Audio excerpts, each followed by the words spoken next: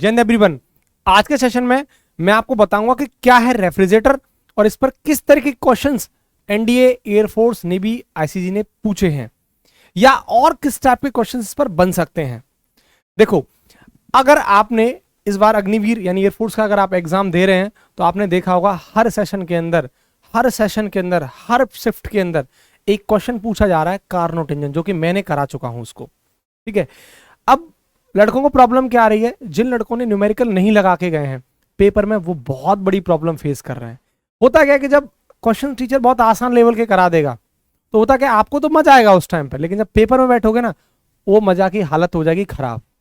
अब उस टाइम पे फील आता है कि काश मैं इस लेवल की पढ़ाई कर लेता। भाई जब आप कंटेंट को आप बढ़ के नहीं पढ़ोगे तो कैसे काम चलेगा। आप तो एग्जाम का लेवल बना नहीं रहे, गुरुजी तो एग्जाम का लेवल सेट नहीं कर रहे हैं। ठीक है, तो होगा क्या कि हमें ना पूरा पढ़ के चलना चाहिए, हमें अपना सिलेबस कंप्लीट पढ़ के चलना चाहिए, डेप्थ तक जाना चाहिए, जिससे कि हम पेपर का लेवल टफ या लो कैसा भी आए हम पेपर को फोड़ दें। ये हमारी स्ट्रेटजी होनी चाहिए। लेकिन स्टार्टिंग में जब लड़का पहली बार एग्जाम देता है वो नहीं समझ पाता है, वो क्या सोचता है कि पेपर का लेवल बहुत आसान आएगा। देखो, ये वेरिएशन एक सब्जेक्ट में हो सकता है, मैथ में कई बार हाई कर दे, फिजिक्स में उसका काम है ये करना, तभी तो मेरिट में फ्लक्चुएशन आएगा। तो इसलिए मेरी सलाह सभी लोगों से क्या है कि please original content, that means कि आप लोग सभी डेप्थ में पढ़ने की कोशिश करें। ठीक है, छोटी छोटी चीजों से बचने की कोशिश करें और सेल्फ स्टडी पर ज्यादा ध्यान दें। ठीक है, और जितने ज्यादा क्वेश्चंस, जितने ज्यादा न्यूमेरिकल आप लगा लोगे उतना ही मजबूती आप कॉन्सेप्ट पर लगा लोगे, ये ध्यान रखना। ठीक है, तो आज का सेशन हम लोग स्टार्ट करते हैं, दैट इज रेफ्रिजरेटर। ऑलरेडी मैं आपको कार्नोट इंजन और हीट इंजन करा चुका हूं। ठीक है, अब समझते हैं क्या है रेफ्रिजरेटर। देखो, आपने हीट इंजन पढ़ा था मुझसे, तो मैंने आपको हीट इंजन बताया था कि ऐसा इंजन जिसका काम है हीट को हायर टेम्परेचर से लोअर टेम्परेचर की तरफ ट्रांसफर करना। अब रेफ्रिजरेटर क्या होता है, हीट इंजन का जस्ट अपोजिट, जस्ट उल्टा। मतलब इसका काम है हीट को लोअर टेम्परेचर से हायर टेम्परेचर की तरफ ट्रांसफर करना। हम हायर टेम्परेचर को सोर्स से डिनोट करते हैं, लोअर टेम्परेचर को सिंक से डिनोट करते हैं। अब देखो नेचर का रूल क्या है, नेचर का रूल यह है कि हमेशा हीट हायर टेम्परेचर से लोअर टेम्परेचर की तरफ ही ट्रांसफर होगी। लेकिन जब हम मुझे लोअर से हायर की तरफ ट्रांसफर करना है तो क्या करना होगा, एक मशीन का जुगाड़ करना पड़ेगा। वो मशीन क्या करेगी, उस हीट को लोअर टेम्परेचर से हायर टेम्परेचर की तरफ ट्रांसफर करेगी। ये जो मशीन होती है फ्रिज के अंदर लगी हुई, इसे कंप्रेसर या हीट पंप कहा जाता है, जो कि इस तरीके से आपको दिखाई देगी। आप अपने फ्रिज के पीछे जाली लगी रहती है, उसके पीछे देखोगे ये आपको जो दिखाई दे रहा है ये क्या है, आपका हीट पंप बोलो या कंप्रेसर। ये इसी का काम होता है हीट को लोअर टेम्परेचर से हायर टेम्परेचर की तरफ ट्रांसफर करना, इसे ही रेफ्रिजरेटर कहा जाता है। क्लियर। देखो, जैसे मैं आपको समझाता हूं होता क्या है। जैसे आपने देखा होगा आपका ये फ्रिज है, ये आपका फ्रिज है। ठीक, अब बाहर का टेम्परेचर मान के चलो कितना है, वो है 35 डिग्री सेल्सियस बाहर का, और मान के चलो इसके अंदर का टेम्परेचर कितना है, 5 डिग्री सेल्सियस। और भाई साहब इसमें रखी है कुल्फियां, है ना, या मैं बर्फ रखी है इसके अंदर, बर्फ। अब वो बर्फ जो है, कुल्फी जो है, इसके अंदर आइसक्रीम जो है, अब ये क्या करेगा, ये टेम्परेचर को क्या करेगा, इसको कम करेगा भाई, और कम करेगा टेम्परेचर को। तो ये टेम्परेचर को अपने को कहां निकालेगा, बाहर। तो लोअर टेम्परेचर को कहां ट्रांसफर करेगा, बाहर की तरफ। लोअर टेम्परेचर को कहां ट्रांसफर करेगा, बाहर की तरफ। क्लियर है। तो ये वाला टेम्परेचर क्या हो जाएगा, ये 5 से 4 हो जाएगा, ये बढ़ जाएगा।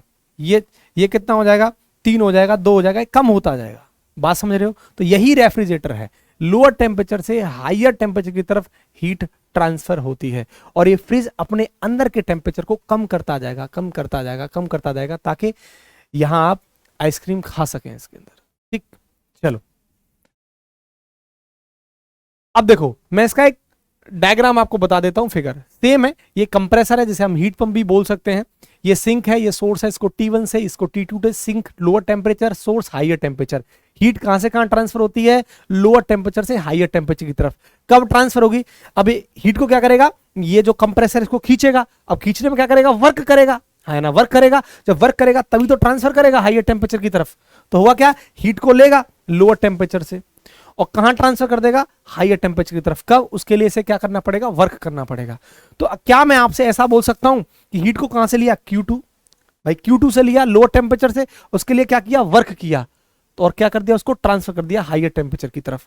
तो क्या मैं ऐसा बोल सकता हूं Q2 प्लस डब्ल्यू बराबर Q1, मतलब इन दोनों का सम किसके बराबर है, Q1 के बराबर है। ठीक, और यहां से जब W निकालोगे तो क्या हो जाएगा, that is Q1 minus Q2। और क्या तरीका हो सकता है याद रखने का, तरीका ये हो सकता है कि ज्यादा टेम्परेचर में से कम को माइनस कर दो, ज्यादा क्या है Q1, कम क्या है ये, क्लियर, ऐसे भी याद रख सकते हो। अब देखो आइडियल रेफ्रिजरेटर के लिए फॉर्मूला क्या होता है, Q2 अपॉन Q1 बराबर T2 अपॉन T1, मतलब Q2 को हम T2 बोल सकते हैं और Q1 को हम T1 बोल सकते हैं। जो मैंने आपको इंजन पढ़ाया है heat engine Carnot, same condition है, सेम, बस अंतर क्या था कि जो रेफ्रिजरेटर है वो हीट इंजन का जस्ट अपोजिट है, ये लोअर टेम्परेचर से हीट को हायर टेम्परेचर की तरफ ट्रांसफर करता है कंप्रेसर के द्वारा। अब देखो कोफिशिएंट ऑफ परफॉर्मेंस सीओपी, जिसे हम हिंदी में निष्पादन गुणांक कहते हैं, होती क्या है। हमने जब हीट इंजन पढ़ा, कार्नोट इंजन पढ़ा, तो कार्नोट इंजन या हीट इंजन की परफॉर्मेंस को कौन एक्सप्लेन करता है, इफिशियंसी, इफिशियंसी बोले तो दक्षता। ठीक है, यहां क्या है, वो परफॉर्मेंस को कौन बताएगा, रेफ्रिजरेटर की परफॉर्मेंस को, उसे कहा जाता है कोफिशिएंट ऑफ परफॉर्मेंस, हम सीओपी बोलते हैं। कई कई किताबों में इसको के से डिनोट कर रखा है, कई कई किताबों में इसको बीटा से भी डिनोट कर देते हैं, तो आपका मन आए उससे इसको डिनोट कर सकते हो। ये होता क्या है, आपने एफिशिएंसी का फॉर्मूला पढ़ा होगा, आउटपुट अपॉन इनपुट, सेम यही है, that is output upon input, coefficient of performance बराबर दिस, आउटपुट को निर्गत और इसे निवेश कहा जाता है। या मैं आउटपुट को क्या बोल सकता हूं, heat extracted from the cold body, भाई आउटपुट को मैं क्या बोल सकता हूं, जो हीट यहां से निकल रही है, हीट लोअर टेम्परेचर से ली जा रही है, इसी बच्चे में क्या बोल सकता हूं, आउटपुट बोल सकता हूं। और इनपुट क्या है, work needed to transfer to the hot body, जो वर्क क्या है, वर्क हम, इनपुट क्या है, वर्क कर क्या रहे हैं, वर्क, तो इनपुट हमारा क्या बन जाएगा, वर्क। तो क्या मैं जो हीट कहां से, कोल्ड बॉडी से, दैट इज Q2 और नीचे W लिख सकता हूं। अब आप देखिए W क्या था हमारे पास, Q1 माइनस Q2, तो हमारे पास एक फॉर्मूला निकल के आ गया Q2 upon Q1 minus Q2, जहां मैंने अभी बताया था Q2 को आप T2 और Q1 को आप T1 लिख सकते हैं। ये जो फॉर्मूला आपके सामने लिख रहा है, ये फॉर्मूला बड़े काम का है, ये बहुत ही काम का फॉर्मूला है, इसी पर आपको न्यूमेरिकल बनेगा। ठीक है, आपको लगवाऊंगा जो प्रीवियस ईयर में पूछे जा चुके सवाल हैं। ठीक है, इसको आपको प्रैक्टिस करना है, याद रख लेना है, और इस पर न्यूमेरिकल आपको लगाने हैं। अब देखो ये जो क्वेश्चन है कई बार नेवी डबल SSR में पूछा गया प्रश्न है और ICG में पूछा गया प्रश्न है, और ये एयरफोर्स ने भी पूछा है। रिलेशन, रिलेशन क्या है, कोफिशिएंट ऑफ परफॉर्मेंस और एफिशिएंसी ऑफ रेफ्रिजरेटर, इनका आपस में रिलेशन क्या है, संबंध क्या है। तो देखो हमने अभी ये फॉर्मूला पढ़ा, कोफिशिएंट ऑफ परफॉर्मेंस बराबर Q2 upon Q1 minus Q2, और हम सब जानते हैं इफिशियंसी का फॉर्मूला क्या है, 1 माइनस Q2 अपॉन Q1, यही तो होता है, ये मैं पढ़ा चुका हूं आपको हीट इंजन में।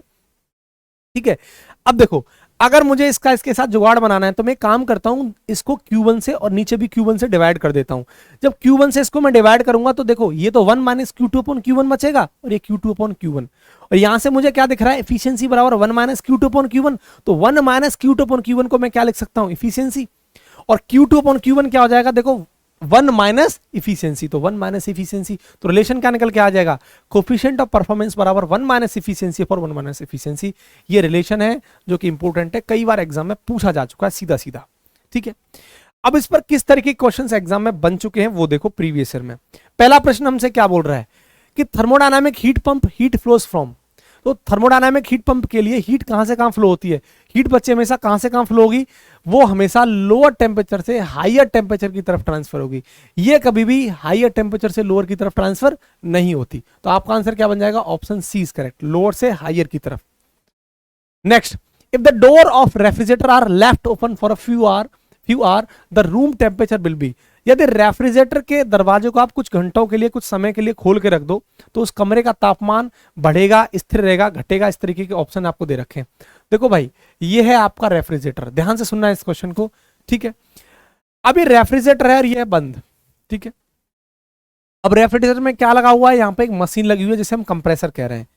अब रेफ्रिजरेटर का काम क्या है कि यहां से हीट को, मतलब लोअर टेम्परेचर से हायर टेम्परेचर की तरफ ट्रांसफर करना, मतलब ये हीट को निकालेगा, हीट को निकालेगा।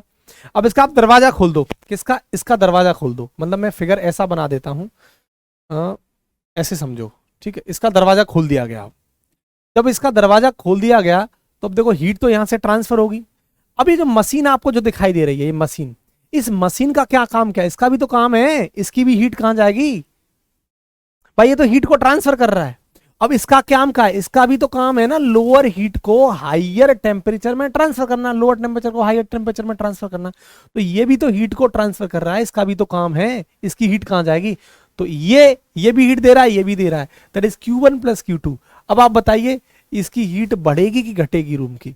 तो रूम की हीट क्या है, बढ़ेगी, क्योंकि रेफ्रिजरेटर में लोअर टेम्परेचर से हायर टेम्परेचर की तरफ ट्रांसफर हो रहा है और ये हीट आपका निकाल के दे रहा है, तो दोनों हीट ऐड हो जाएंगी।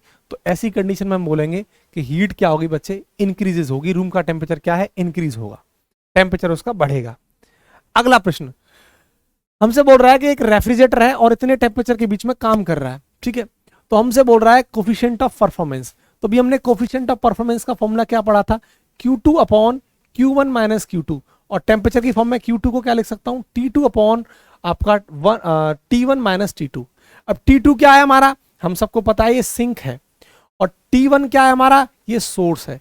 अब T1 क्या होता है, जिसका टेम्परेचर कम होता है, T1 जिसका टेम्परेचर ज्यादा होता है, सॉरी, और T2 जिसका टेम्परेचर कम होता है। अब कम कौन है, 7। अगर सेल्सियस में दे रखा है तो किस में बदलना है, केल्विन में, तो कितना बचेगा, 280। T1 जिसका टेम्परेचर ज्यादा, तो आपको सेल्सियस में दे रखा है तो केल्विन में बदलना है, तो ये कितना बन जाएगा, 300। T2 कितना आ जाएगा, 280। सॉल्व करोगे 280 बच्चे कितना बचा बच्चे, 20, 0 से 0 खत्म, 2 का भाग 28 में दे दो, आपका आंसर क्या आ जाएगा, 14। Option D is correct. Clear.